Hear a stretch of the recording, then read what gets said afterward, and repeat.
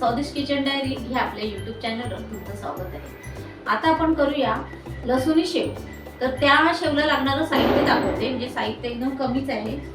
तर ह्या लसूण पाकळ्या घेतल्या आहेत, 15-20 लसूण पाकळ्या आहेत आणि 5-6 मिरच्या आहेत आणि हा एवढा तुकडा आल्याचा आहे।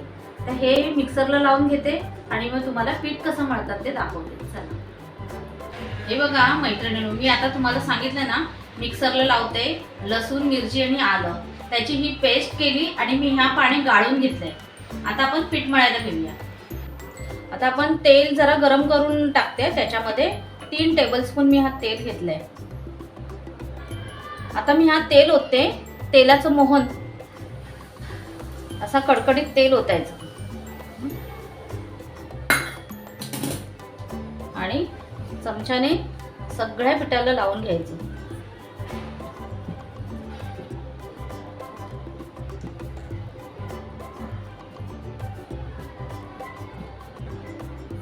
हे 2 चमचे 2 टीस्पून तांदळाचं पीठ टाकते, तुम्हाला सांगायला विसरले मी, आता टाकते।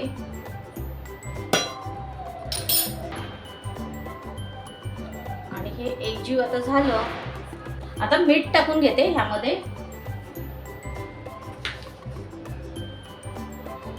हा थोडासा ओवा टाकते त्यात। ओवा टाकल्यावर हा लसूण मिरचीचं पाणी,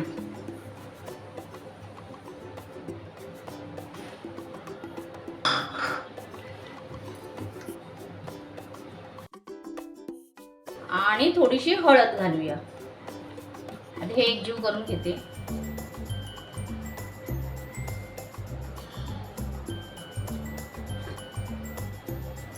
हळद टाकली, थोडीशी टाकायची हळद। आता मी हाताने मळून घेते पीठ। लाल मसाला मी घातला नाही, कारण आपण हिरव्या मिरच्या घातल्यात ना।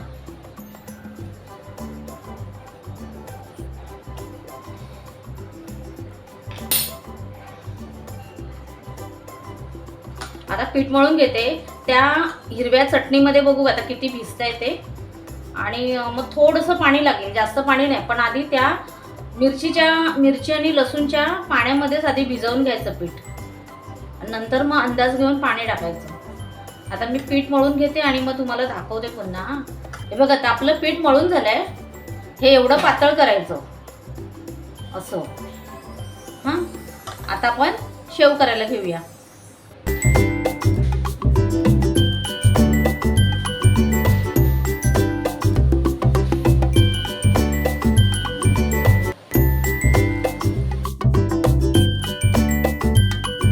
हे बघा कसे आपले छान शेव तयार झालेत, चांगले फुललेत।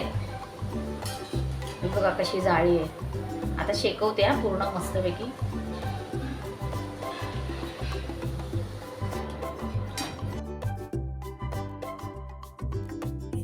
बघा आपले शेव चांगले तळून झालेत, काढूया आता। कसे झालेत, सुंदर आणि फुललेत छान। आता मी बाकीचे तळून घेते। आता आपले शेव तयार झालेत आणि मी तुम्हाला आता हे तोडून दाखवते, जरा किती खुसखुशीत झालेत।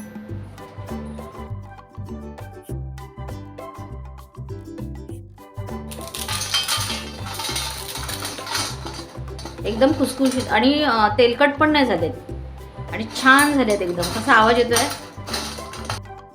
शेव तयार झाले, अगदी सोप्या पद्धतीने तुम्हाला दाखवले।